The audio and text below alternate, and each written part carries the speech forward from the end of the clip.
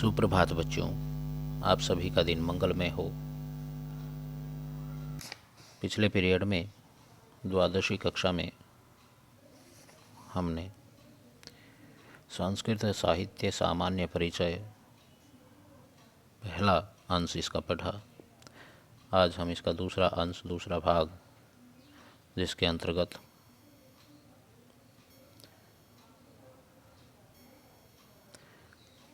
संस्कृत में गद्य, पद्य, नाटक, प्रकरण, प्रहसन इत्यादि मुख्य विधाओं पर चर्चा करेंगे। गद्य, पद्य, नाटक, प्रकरण, प्रहसन ये काव्य की धाराएं हैं जिनको करने से हमें शास्त्र में पारंगतता हासिल होती है। तो आइए देखते हैं इन विषयों को क्रमानुसार।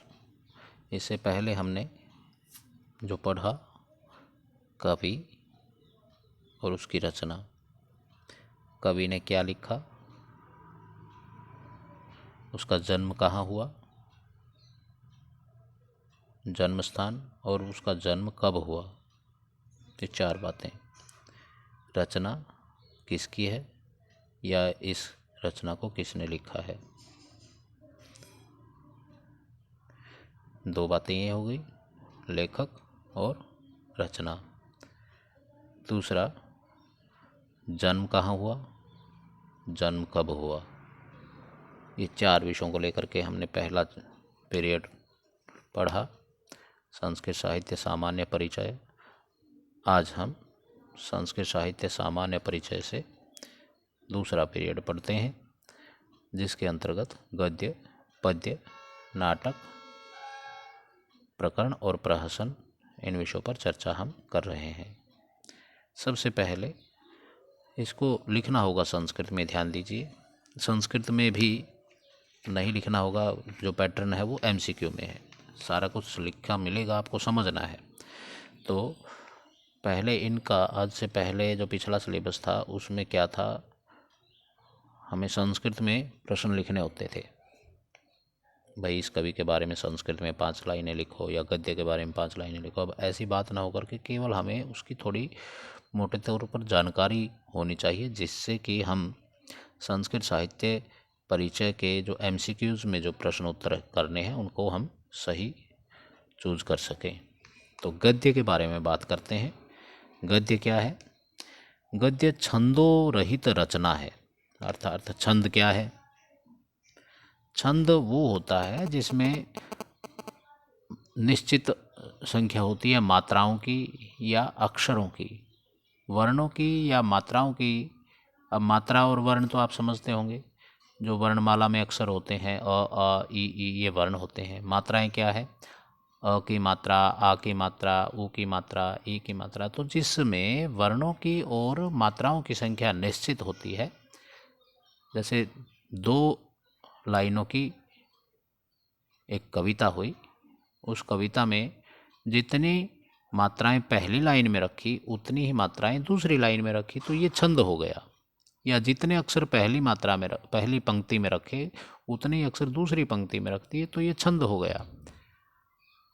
परंतु जब हम गद्य की बात करते हैं तो गद्य में इस तरह की कोई कंडीशन नहीं होती, अर्थात गद्य में छंद नहीं होते, सीधी बात की जाती है, जैसे मैं आपसे अब बात कर रहा हूँ। अगर मैं कोई काव्य में बात करूं, लाल छिति पाल छत्रसाल महाबाहुबली कहाँ लो बखान करो तेरी करवाल को, प्रतिभट कट्टा कट्टा कट्टी लेके ते काटी काटी काली किसी किल की भूषण कलेऊ देती काल को। एक कविता है छत्रपाल महाकवि की। तो इसमें जितनी मात्राएं पहली लाइन में थी उतनी मात्राएं या उतने अक्षर दूसरी लाइन में है, उतने तीसरी, तो ये कविता हो गई। परंतु अब मैं बात कर रहा हूँ आपसे, आप सुन रहे हैं, इसमें मैं कोई ये सोच के नहीं बता रहा हूँ कि मुझे अब पहले वाक्य में इतनी लाइनें, इतनी शब्द रखने हैं या इतनी मात्राएं रखनी हैं, अक्षर रखने हैं। तो यहाँ निश्चित नहीं है, मैं अपनी इच्छा से बोले जा रहा हूँ, तो ये गद्य है। तो छंद से रहित जो रचना होती है वो गद्य होती है। एक बात तो ये डेफिनेशन हो गई। अब गद्य किस किस कवियों ने लिखे, उनका नाम आपको पता होना चाहिए। कभी अपनी मर्जी से कुछ भी लिख दो। गद्य में आप कालिदास का नाम लिखोगे तो वो कालिदास का नाम इसमें है ही नहीं।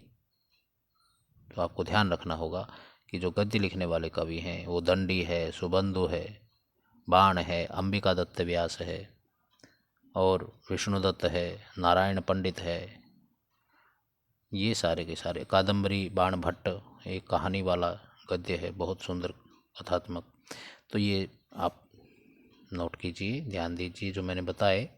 जो गद्य के कवि हैं, गद्य काव्य के दंडी, सुबंधु, बाण, अंबिका दत्त व्यास, बाण भट्ट, इस तरह से। और गद्य क्या है इसमें, जैसे ये लिखा है ना कि एक डेफिनेशन, एक एग्जाम्पल इन्होंने दिया। अस्ति उज्जयिनी त्रिभुवन विश्रुता नगरी तस्यां पुण्यसेनो नाम राजा अभूत तस्य प्रियो अनुजीवी अमात्यो हरिस्वामिति सद्गुणालंकृतो विप्रः आसीत् तस्य गृहपते अनुरूपायां भार्यायां तदनुरूपो देवस्वामी नाम पुत्रो अजायत।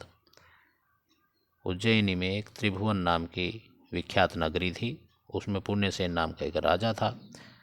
वहाँ प्रिय अनुजीवी नाम का एक मंत्री हरिस्वामी सभी गुणों से अलंकृत ब्राह्मण था और उसके घर में उसके गुणों के अनुरूप ही पत्नी को देवस्वामी नाम का पुत्र उत्पन्न हुआ। ये इसकी हिंदी है। तो गद्य के बारे में आपकी समझ में आ गई होगी बात। अंग्रेजी में बात करें तो गद्य एक तरह से पैसेज है, जिसमें कहीं कोई कविता के तार, गुण, गीत, लय कुछ नहीं होती। अब दूसरी बात करते हैं आगे पद्य की। पद्य क्या है? छंदो युक्त रचना पद्य अस्ति। ये गद्य का उल्टा है। जिसमें छंद से युक्त रचनाएं होती हैं वो पद्य कहलाता है। जिसमें अक्षरों की, मात्राओं की संख्या नियत हो उसको हम पद्य कहते हैं। जब पद्य की बात आती है तो भाई सबसे पहले पद्य कौन सा लिखा गया? तो रामायण में सबसे पहला श्लोक माना जाता है जो महाकवि वाल्मीकि के मुख से अचानक निकल गया था, जब उसने अपनी आंखों के सामने एक शिकारी को शिकार करते हुए देखा। और शिकार भी उन्होंने उस पक्षी का कर लिया, 2 पक्षी मार दिए। एक पक्षी को तीर मारा, दूसरा उसके प्यार में बिछुड़ करके तुरंत मर गया। क्रॉन्स का एक जोड़ा होता है पक्षियों का। तो निषाद जो होता है, शिकारी जो होता है, बाण चलाता है और शिकार एक पक्षी का किया, लेकिन उसने क्या किया, उस बाण ने एक नहीं मारे, 2 मार दिए। एक उसके वियोग में मर गया। किसी में इतना ज़्यादा प्यार होता है, इतना ज़्यादा प्यार होता है, अगर उसका साथी छूट जाए तो अपने साथी के बिना रह नहीं सकता। ऐसे ही चकवा चकवी एक पक्षी है, सारस पक्षी है, जोड़ा होता है सारस का। तो ये जहाँ भी दिखेंगे 2 इकट्ठे दिखेंगे, दोनों इकट्ठे रहते हैं। और जब एक मर जाए तो दूसरा भी स्वतः ही मर जाता है। तो ऐसे ही जब निषाद ने बाण चलाया और महर्षि वाल्मीकि वहीं तमसा नदी के किनारे स्नान करने के लिए निकले हुए थे, तो सुबह सुबह देखा कि शिकारी ने अपना काम कर दिया और एक पक्षी घायल तड़प रहा है।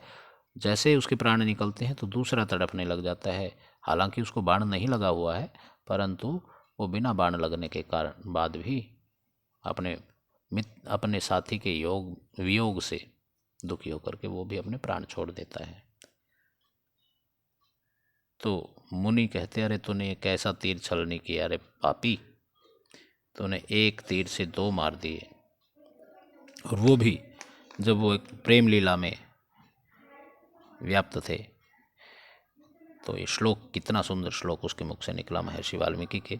माँ निषाद प्रतिष्ठाम त्वमग्मः शाश्वती ही समाह यत्क्रोच मिथुनात् एकम अवधि काम मोहितम।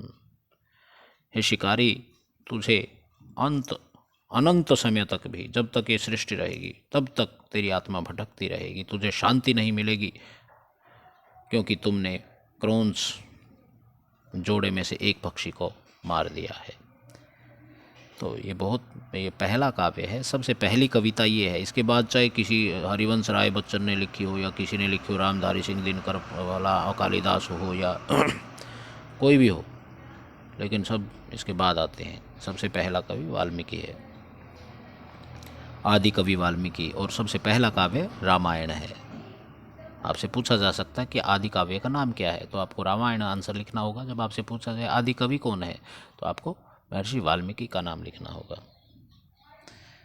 तो इसके अंदर आ जाएगा जो महान काव्य हैं, महाकाव्य रघुवंश है, कुमार संभव है, ऋतु संहार है, भारवी का किरातार्जुनीयम है, माघ का शिशुपाल वध है, ये महाकाव्य हैं। इस प्रकार से आप पद्य काव्य के बारे में जानकारी जुटा सकते हैं। अब इसके बाद नाटक की बात करें। नाटक एक्टिंग कहलाती है, दृश्य काव्य होता है, इसको देखा जाता है और सुना भी जाता है। तो दृश्य और श्रव्य दोनों सामग्री जिसके अंदर हो वो नाटक कहलाता है। इसके जो ग्रंथ हैं वो रामायण है, महाभारत है, रघुवंश है, ये कान का विषय है। और जो दृश्य काव्य चक्षु का विषय है, दोनों इसको देख भी सकते हैं, सुन भी सकते हैं। इसमें अवस्था का अनुकरण भी है और वेशभूषा का अनुकरण भी है, हाव भावों का भी अनुकरण, एक्टिंग है, पात्र अभिनय करता है, उसी प्रकार से रूप धारण करता है। दर्शक अभिनय पात्रों का आरोप करके समझते हैं कि यह वही है। अब अगर सपोज करो कि अरुण गोविल ने राम का अभिनय किया था, तो आज भी उसको जब भी वो दिखते हैं कि राम आ गया, अब उसका जो असली नाम था ना अरुण गोविल साहब को भूल गए लोग, अरुण गोविल में भगवान राम का आरोप करने लग जाते हैं। तो जब दर्शक किसी यथार्थ को भूल करके उसमें अनुभूति करने लगता है, किसी अन्य पात्र की अनुभूति करने लगता है, तो वो नाटक हो जाता है। और ये रंगमंच पर होता है, स्टेज पर होता है। और नाटक के जो नायक होते हैं वो चार भाग, जो हीरो, नाटक के चार तरह के हीरो होते हैं। पहला है धीरोधत, धीर ललित और धीर प्रशांत। राम धीरोदात, उदयन, धीर ललित, जीमूत वाहन, धीर प्रशांत नायक है। भाई ये कौन कौन से किस तरह के नायक हैं, ये आपको पता होना चाहिए। अब नाटक के नायिका के बारे में बात कर लेते हैं। नाटक की नायिका के समान नाटक का मुख्य पात्र होता है। नायिका भी नायक के समान बहुत अहम भूमिका निभाती है। वो सर्वगुण संपन्न होती है, सुंदर होती है, उदात्त और माधुर्य गुण से प्रधान युक्त होती है। नायिका के अनेक भेद हैं और इसमें मुग्धा नायिका सर्वश्रेष्ठ मानी जाती है। विदूषक नाटक का ये मुख्य पात्र होता है। नायिका तथा नायक के अनुराग प्यार का निर्वाह करने में इसका बहुत रोल होता है। ये बीच की कड़ी बनता है दोनों की, और इसका प्राय से किसी फूल अथवा वसंत ऋतु के नाम पर रखा जाता है। कभी कभी बनावटी झगड़ा भी करना पड़ता है इसको। ये खाने में ज़्यादा रुचि दिखाता है, स्वादु होता है खाने पीने के मामले में। और संस्कृत में ऐसे नाटक बहुत कम होते हैं जिनमें इस पात्र का अभाव हो, अर्थात जहाँ ये पात्र ना मिले। प्रस्तावना ये नाटक के शुरू में होती है। आत्मगतम, जो मन ही मन में कुछ बात की जाती है जो दर्शकों को हो, लेकिन जो आपस में पात्र, जो कैरेक्टर होते हैं स्टेज पर, उनको आपस में पता ना चले कि क्या बात कर रहा है, लेकिन वो उसको आत्मगतम कहते हैं। प्रकाशम, कुछ बातें प्रकट रूप से होती है, जोर से बोली जाती है, उसको प्रकाश कहते हैं। और नेपथ्य, जो पर्दे के पीछे से बात होती है, उसको हम नेपथ्य कहते हैं। जनांतिकम, जो रंगमंच पर पात्र अभिनय करते हैं वे परस्पर मैत्री अथवा स्नेह भाव से अभिनय करते हैं, ये आवश्यक नहीं। अतः संवाद जो किसी भी अन्य को न सुनना हो, अपितु दो पात्रों में आपस में कहना चाहते हो, तो वो जनांतिक कहलाता है। जब जो संवाद किसी अन्य को ना सुनाई दे और वो आपस में कान ही कान में कह जाए, उसको जनांतिक कहते हैं। इसके बाद प्रकरण है। प्रकरण रूपक का एक भेद होता है। एक कथा वस्तु कवि की निजी कल्पना होती है। इसका मुख्य रस श्रृंगार होता है। इसका नायक ब्राह्मण या मंत्री अथवा वैश्य होता है। धीर प्रशांत इसका नायक होता है। नायिका जो होती है वो कुलीन और वैश्य अथवा दोनों प्रकार के गुणों से युक्त होती है। मृच्छकटिका जो है वो प्रमुख प्रकरण है। जो ग्रंथ है मृच्छकटिक, ये प्रकरण का उदाहरण माना जाता है। ये शूद्र की इसके रचयिता है। और मालती माधव जो भवभूति की रचना है वो भी प्रकरण कहलाता है। प्रहसन जो है, प्रहसन भी रूपक का भेद है। इसमें केवल मुख और निर्वहन संधि होती है।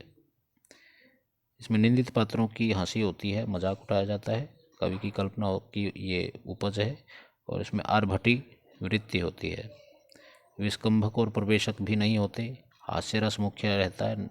मेन जो है हंसना हंसाना इसमें मुख्य भूमिका निभाता है, इसलिए इसका नाम प्रहसन रखा जाता है। इसका नायक तपस्वी अथवा ब्राह्मण होता है। इसके शुद्ध एवं संकीर्ण दो भाग होते हैं।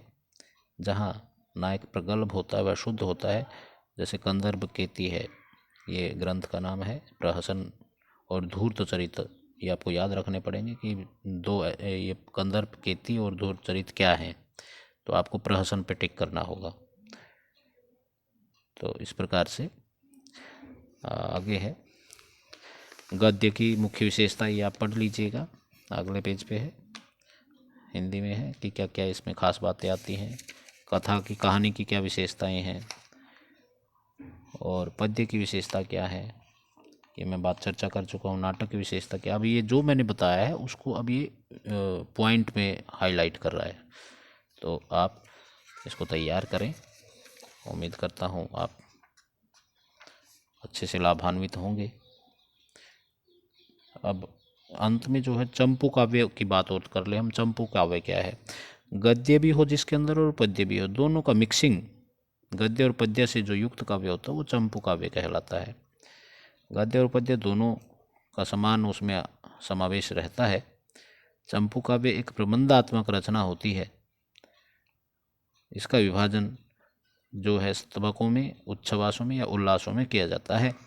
महाकाव्य की तरह जो चंपू काव्य होता है उसमें भी प्रमुख कथा के साथ साथ अवान्तर छोटी कथाएं भी साथ साथ चलती हैं। मेन कथा चलती रहेगी, बीच में दूसरी छोटी छोटी कहानियाँ भी जुड़ जाती हैं चंपू काव्य में। इसका जो नायक होता है वो देवता, गंधर्व, मनुष्य, पक्षी इत्यादि हो सकता है। इसमें नायिका का होना जरूरी नहीं है। इसके अंदर श्रृंगार रस, वीर रस और शांत रस में से कोई भी एक प्रधान रस हो सकता है। और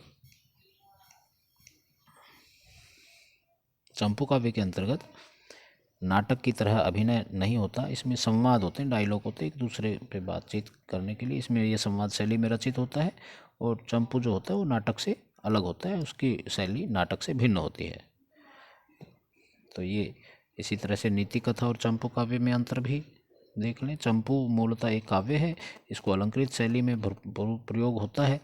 नीति कथा में अलंकृत शैली पर बल नहीं दिया जाता। नीति कथा में अलंकार नहीं होते, लेकिन चंपू में अलंकार होते हैं। चंपू का मुख्य जो उद्देश्य काव्यात्मक आनंद प्राप्त प्रदान करना होता है, जबकि नीति कथाओं का मुख्य उद्देश्य मनोरंजन और उपदेश देना होता है। चंपू की जो शैली होती है वो प्रौढ़ होती है और नीति कथा की शैली आसान होती है। तो इन्हीं बातों के साथ आज हम संस्कृत साहित्य का समापन करते हैं। उम्मीद करता हूँ कि आप इससे लाभान्वित होंगे। आप सबका दिन मंगलमय हो। जय हिंद, जय भारत।